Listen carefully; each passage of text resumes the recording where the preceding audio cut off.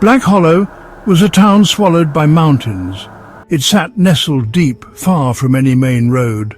A thick, persistent fog was its most famous resident. This fog rarely lifted, even in summer. It clung to the dark pine trees. It crept down the lonely streets. It wrapped around the old, weathered houses like a shroud. The air always felt damp, heavy. Sunlight struggled to pierce the grey veil. It made the days dim and the nights impossibly dark.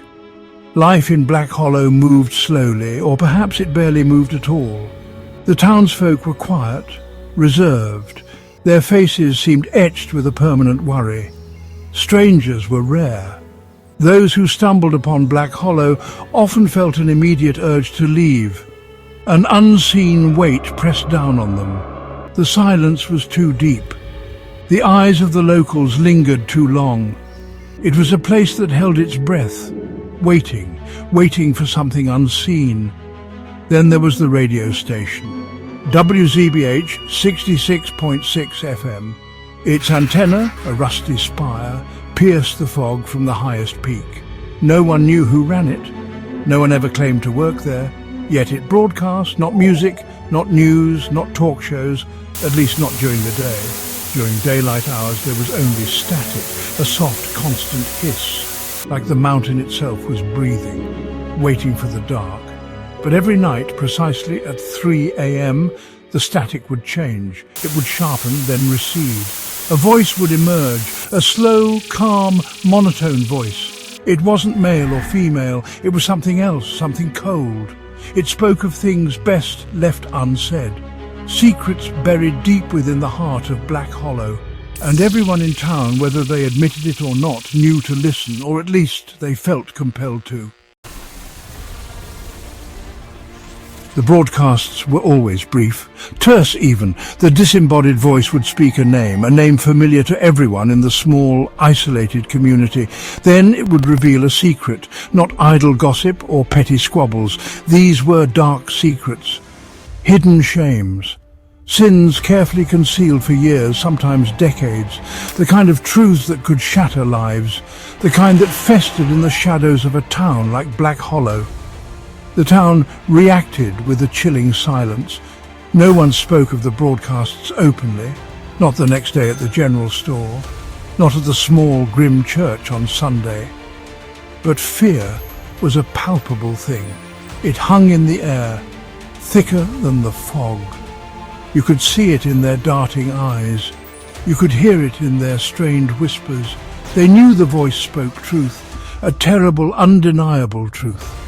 They wondered who would be next, who else's darkness would be dragged into the faint flickering light. Old Man Hemlock was the first. The voice spoke of his hidden cruelty, the way he'd mistreated his animals for years, behind a veneer of gruff kindness. The broadcast detailed things no one could have known. The next morning, Hemlock was found in his barn, his eyes wide with a terror that had frozen him solid. The official cause was a heart attack. But the townsfolk knew. They knew it was the radio. It was the voice. Then came Martha Gable, a pillar of the church, always smiling, always kind. The voice on WZBH revealed her secret. A bitter jealousy that led her to systematically ruin a neighbour's small business years ago. Small, cruel acts of sabotage, all meticulously planned. The following afternoon, Martha was found in her pristine kitchen. A single teacup shattered on the floor. Her face, a mask of disbelief. Another heart attack, the doctor said. The town's dread deepened. Not everyone was paralyzed by fear. Liam, Maya, Chloe and Noah were teenagers, young enough to feel invincible, old enough to be recklessly curious. They didn't fully believe the stories, or they didn't want to. A haunted radio station, voices revealing secrets. It sounded like something from a campfire tale. They decided they would find out the truth. They would drive up to the WZBH transmitter. They would record the broadcast, see for themselves. Their plan was simple, or so they thought. They would wait until late, long after their parents were asleep. Liam had his dad's old pickup truck. Noah had a portable audio recorder. Maya claimed to know the old logging trail that led partway up Blackwood Mountain towards the station. Chloe, usually the most timid, felt a strange pull, an excitement that overrode her fear. They were going to expose the hoax, or confront something truly terrifying. The drive was unnerving. The truck's headlights cut a weak path through the oppressive fog. The ancient pines loomed on either side of the narrow, winding road. Every shadow seemed to writhe. Every snap of a twig in the wood sounded like a footstep. The higher they climbed, the colder it became. The silence from the forest was absolute. Even the crickets were quiet, as if nature itself was holding its breath, waiting for the witching hour. They finally reached a small, overgrown clearing. The rusty antenna of WZBH was visible through a break in the fog, a skeletal finger pointing at the starless sky. It was 2:50 a.m. They parked the truck, its engine ticking in the sudden silence. Noah fumbled with the recorder, his hands shaking slightly. Maya stared at the tower, her bravado fading. Liam checked his watch repeatedly. Chloe hugged herself, shivering. The air was thick with an unspoken dread. 10 minutes. At precisely 3 a.m., the old radio in the truck crackled. The familiar hiss of static filled the cab. Then it cleared. The voice began. "Elias Thorne," it said, its tone flat, devoid of emotion. "He thinks no one knows about the money, stolen from the collection plate, piece by piece, for years." A collective shiver ran through the teens. Elias Thorne was the church deacon, a quiet, unassuming man. The voice continued for another minute, detailing his petty thefts. Then the broadcast shifted.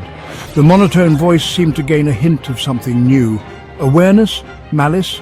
"We have new listeners tonight," it stated, the words chillingly calm. Curious listeners. Up on the mountain. Liam's blood ran cold. Maya gasped. "Liam!" "So eager to prove us wrong," the voice said, a slight inflection on his name. "Maya, so brave in the daylight."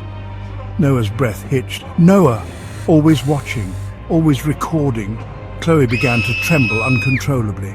And Chloe, so afraid of the dark secrets. Panic erupted, pure, unadulterated terror. Liam fumbled with the keys, trying to start the truck. The engine sputtered, coughed, then died. He tried again. Nothing. Just the click of the ignition. Maya was screaming, pulling at the door handle. Noah dropped the recorder, its red light blinking accusingly.